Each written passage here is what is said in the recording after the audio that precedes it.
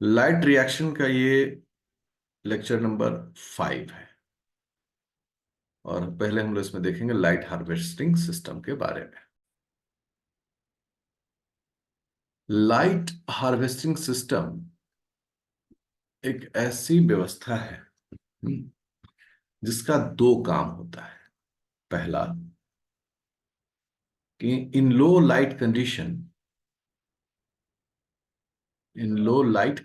जब लाइट का condition low हो, they absorb solar energy and transfer. उसको कैसे ट्रांसफर कर रहा है? ट्रांसफर एक्साइटेशन एनर्जी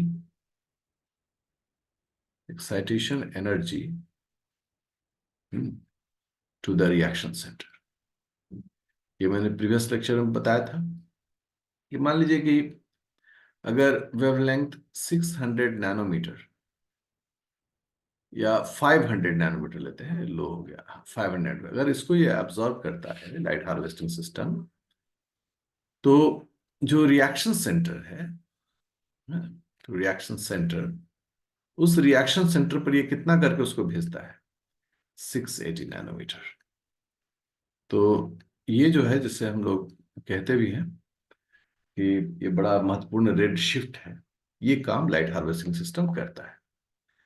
सेकेंड जो इसमें बात उठकर आती है, जो दूसरा रोल की बात जब हम करते हैं, दूसरे रोल की सेकेंड, तो वो होता है कि इन हाई लाइट कंडीशन, लो के अलावा हाई भी तो है ना, हाई लाइट कंडीशन, जब आप समझें कि लेमडा का वैल्यू जो है मोर देन 680 नैनोमीटर, 700 हो, 720 हो, 710 हो, इस तरह के, ये वो लाइट का कंडीशन है जब फोटो ऑक्सीडेशन हो सकता है, मतलब क्लोरोप्लास्ट सब डैमेज होता है। इन हाई लाइट कंडीशन, इस कंडीशन में कितना महत्वपूर्ण काम है इसका? Light harvesting systems protect reaction centre. किस काम से बचाता है? We all know it, from absorbing energy. Reaction centre, जिससे हम लोग आरसी करके यहां लिख रहे हैं, from absorbing so high much amount of energy, from absorbing energy. इस हाई एनर्जी को लेने से वो उसको रोकता है। ठीक है, हाई एनर्जी किस रूप में मिलता है? हीट के रूप में, उसको रोकता है। ठीक है ना? इस घटना को हम लोग कहते हैं non photochemical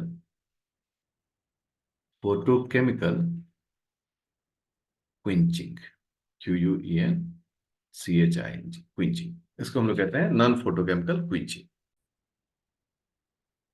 light harvesting system जो है, इसके दो, एक्चुअली कॉम्प्लेक्स कह सकते हैं, लाइट हार्वेस्टिंग सिस्टम या कॉम्प्लेक्स, ठीक है ना? और लाइट हार्वेस्टिंग कॉम्प्लेक्स, हाँ, ये दोनों यूज किया जाता है। तो आप अगर इसको बोलेंगे, इस कॉम्प्लेक्स या सिस्टम को, इसमें दो प्रकार का होता है। LHC1, अब यहाँ कॉम्प्लेक्स यूज कर रहे हैं हम, LHC या LHS2, जिसको आप यूज करना चाहें, दो। जो लाइट हार्वेस्टिंग कॉम्प्लेक्स 1 है, वो PS1 फोटो सिस्टम 1 के साथ जुड़ा हुआ है, जिसमें P700 होता है, पिगमेंट 700 नैनोमीटर। और जो लाइट हार्वेस्टिंग कॉम्प्लेक्स 2 है, ये फोटो सिस्टम 2 के साथ जुड़ा हुआ है, जिसमें पिगमेंट होता है P680 नैनोमीटर। ये रिलेशनशिप क्लियर कट होना चाहिए। लेकिन इस लाइट हार्वेस्टिंग सिस्टम में और भी बहुत सारे मेंबर होते हैं, इन दोनों के अलावे और भी बहुत सारे मेंबर यहाँ एग्जिस्ट करते हैं। तो वो भी दिमाग में हमें बिठा कर रखना पड़ेगा कि सिर्फ इतना ही नहीं, बल्कि और भी चीजें इनके साथ मौजूद हैं। जैसे कि हम लोग कहते हैं कि इनके साथ मौजूद है क्लोरोफिल ए, क्लोरोफिल बी, ठीक है, other antenna proteins other antenna proteins भी इनके साथ मौजूद हैं। D1 D2 करके हम लोग इसे पढ़े थे। तो यहाँ पर इस तरह के बहुत सारे जो एसेसरी पिगमेंट्स है, कैरोटीनॉइड्स, ये भी यहाँ पर मौजूद है। सब एक प्रॉपर तरीके से यहां पर क्या है, डिस्ट्रीब्यूटेड है। और ये डिस्ट्रीब्यूशन जो है इसको हमेशा ही पिकअप करना चाहिए, इसको हमेशा ही समझ के रखना चाहिए। किसी भी लाइट रिएक्शन का, ठीक है, लाइट रिएक्शन का एक बड़ा महत्वपूर्ण काम है। क्या काम है? कि जो सोलर एनर्जी है in the form of quanta, उस क्वांटा से एसिमिलेटरी पावर, एसिमिलेटरी पावर को ऑब्टेन करना है। अभी समझा देंगे सिमिलेटरी पावर क्या है। वो है एटीपी एंड NADH2।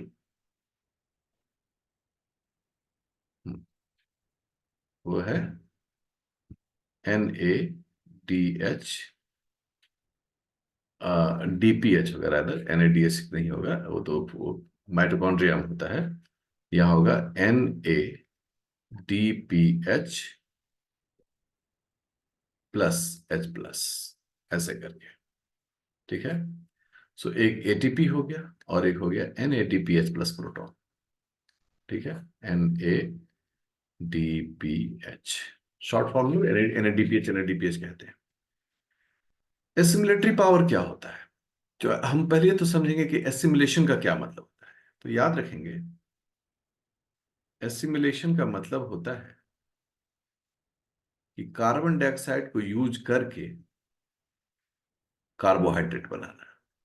इसको हम लोग बोलते हैं एसिमिलेशन। कैसे हम लोग खाना खाते हैं, हाइड्रेट, तो हम लोग डाइजेशन करते हैं, फिर डाइजेशन के बाद क्या होता है, खाना सभी सेल्स और टिश्यूज तक पहुंचता है, जिसको हम लोग कहते हैं कि ये एसिमिलेशन है।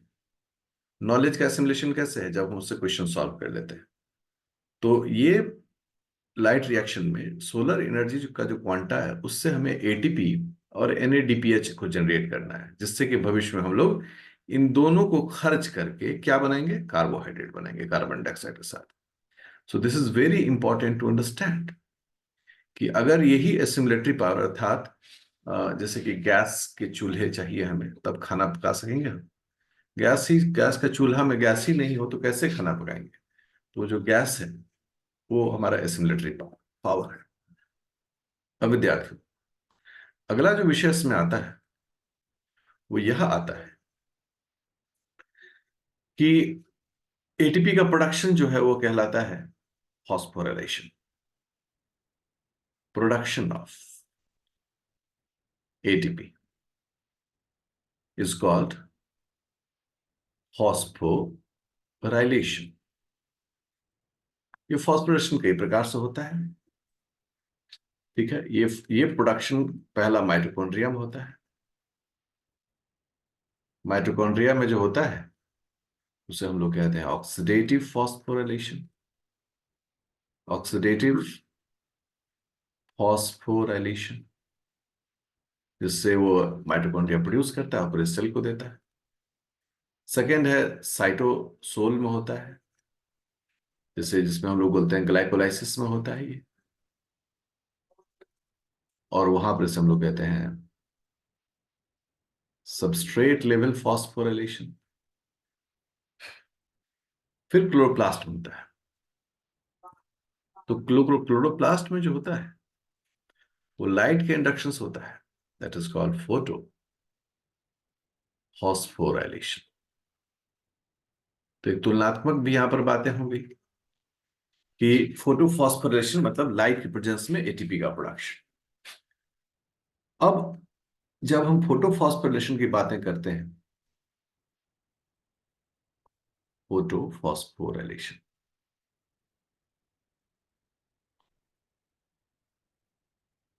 कुछ ज्यादा ही मतलब बड़ा लिखा गया, फोटो फॉस्फोराइल नहीं, ठीक है, ठीक लिखा है। अब इस फोटो फॉस्फोरेशन के साथ दो तरह के कंडीशंस आते हैं। एक, जब रेड लाइट हो, और दूसरा जब फार रेड हो। देखा गया कि जब फोटो फॉस्फोरेशन रेड लाइट के प्रेजेंस में होगा तो उसे हम लोग बोलते हैं नन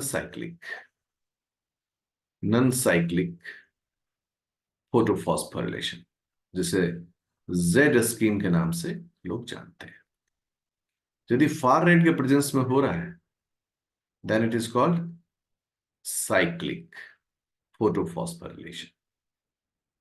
बड़ा महत्वपूर्ण है दोनों का अंडरस्टैंडिंग। एक नॉर्मल रेड लाइट को ही हम लोग, आप बोलेंगे ब्लू लाइट, हाँ ठीक है ब्लू लाइट को भी ले सकते हैं, लेकिन रेड सबसे प्रोमिनेंट मानते हैं। तो रेड लाइट के प्रेजेंस में नॉन साइक्लिक, जिसे जेड स्किन कहते हैं, और फार रेड के प्रेजेंस में साइक्लिक।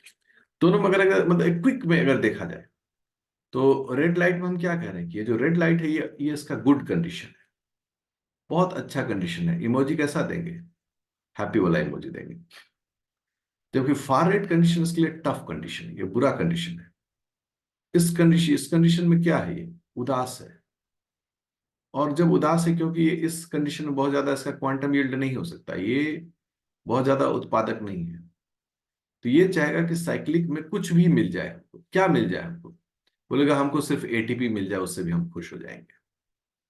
जबकि रेड होगा तो बोलेगा हमको सब कुछ चाहिए। क्या क्या चाहिए? एटीपी चाहिए हमको, NADPH चाहिए, हाँ हमको ऑक्सीजन भी निकालना है। इसका मतलब है कि रेड लाइट को ये बहुत प्रेफर करता है, उसमें एटीपी भी निकल रहा है, इस मतलब कई तरह के जो भी इसकी खूबसूरती है वो सब कुछ दिख रहा है। तो ऑब्वियसली जब इस तरह की दो घटनाएं हो रही हो तो दोनों के लिए काम करने का तरीका, मैकेनिज्म और सभी व्यवस्थाएं भी थोड़ी थोड़ी अलग होंगी, ताकि ये बहुत कंफर्टेबली काम कर सके। रेड लाइट में इनको दोनों सिस्टम चाहिए, PS2 एंड PS1। जबकि फार रेड में इनको सिर्फ और सिर्फ फोटो सिस्टम वन का ही उपाय है। तो इसका मतलब हो गया फोटो सिस्टम वन स्ट्रेस में काम करता है। फार रेड क्या हो गया? स्ट्रेस हो गया।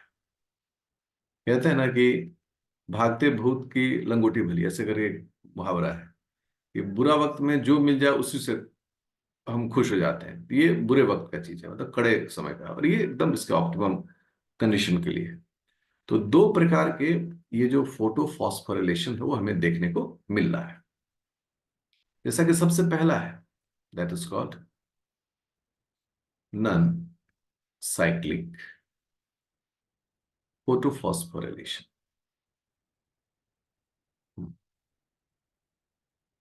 बहुत बड़ा लिखना पड़ रहा है। शॉर्ट फॉर्म इसको बोलेंगे NCPP। NCPP non cyclic photophosphorylation. अब नॉन साइक्लिक फोटोफॉस्फोरिलेशन के बारे में जब हम जानकारी लेते हैं, लोग इसको कहते हैं जेड स्कीम। ठीक है ना?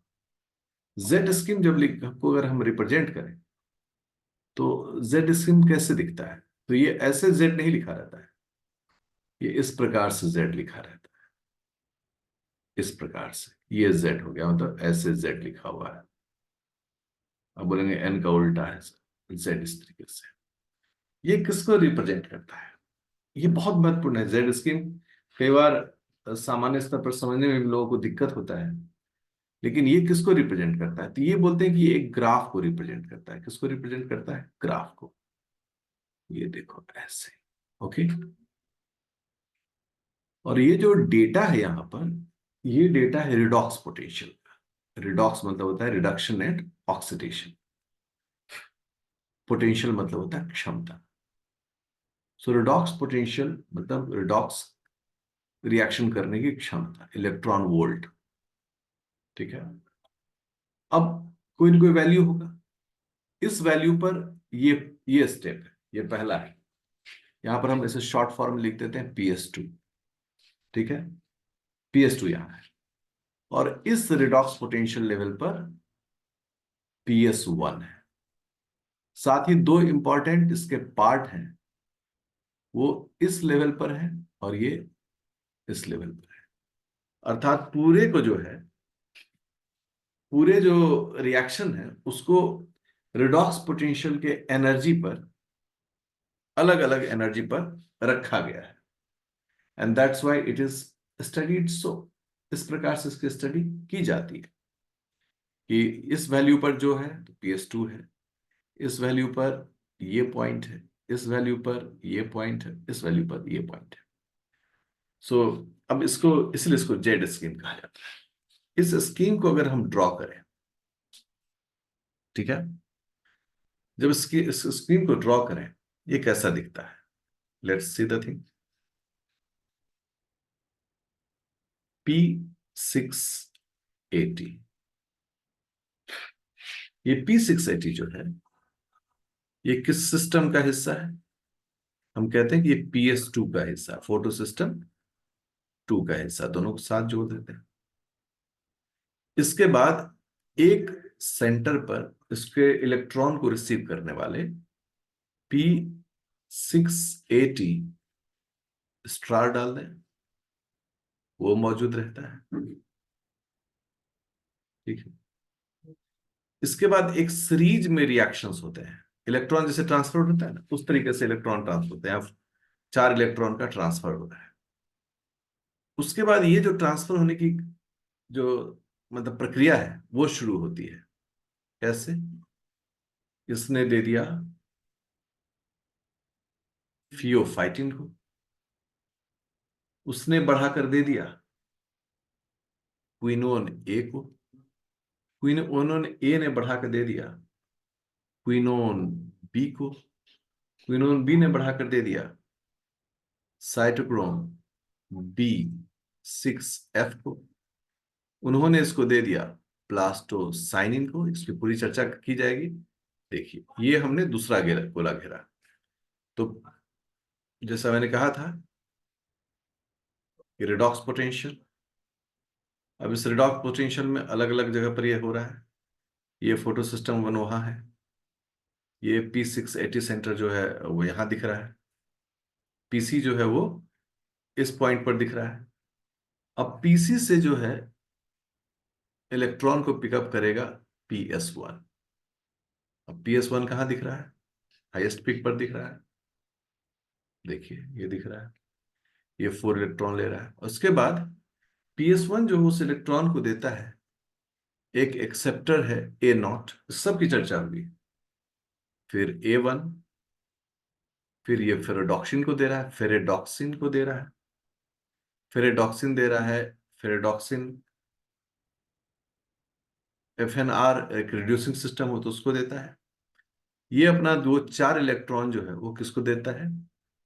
NADP को। ठीक है। अब NADP को इसने ये 4 इलेक्ट्रॉन दे दिया। ये जो जगह है फोटो सिस्टम 1, ये बड़ा इंटरेस्टिंग 2, ये बड़ा इंटरेस्टिंग जगह है, क्योंकि यही जगह है फोटोलाइसिस में, जहां पर वाटर जो है वो टूट जाता है। किसमें? ऑक्सीजन में। प्लस, अगर ऑक्सीजन एक लेंगे तो 2 यहां लिखना पड़ेगा, O2 है, प्लस 4H+ आयन।